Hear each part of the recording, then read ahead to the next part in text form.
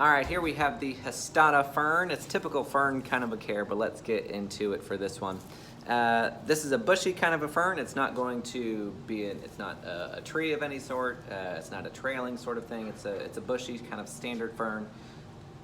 Cute little leaf shape right there. They're gonna do best in bright light. You don't have to put them right in a window. You don't have to put them in your brightest window with the best view of the sky, but still give them bright light. If you don't know what I mean by bright light, make sure to check out my lighting videos here on YouTube or on Facebook, wherever you're watching this. So bright light is the name of the game for these, and then let's go into watering next. I just let the topsoil just dry out in between waterings. You don't want to get, you want to catch it before it like completely dries out.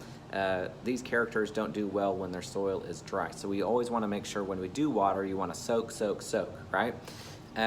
Next, we'll talk about fertilizing. So fertilizing is only going to take place during the spring and summer months when it's actively growing. In the fall and the winter months, they go into a little bit of a dormancy, and they're not going to be using much fertilizer at all. So if you're using something that you're applying every time, like a liquid soluble fertilizer, you can just back off on it until the springtime. But if you are going to be using fertilizer during the spring and summer months, make sure it's just a general purpose fertilizer mix. Nothing fancy with these. I just do like a 10-10-10 or a 15-15-15. They're not super heavy feeders, but they will appreciate some extra nutrients during that growing season. Next, we'll talk about repotting. I just repot them whenever the roots are coming out the bottom of the drainage holes right there. And when that happens, I just use a potting mix, just a general purpose potting mix. They do want to retain quite a bit of moisture.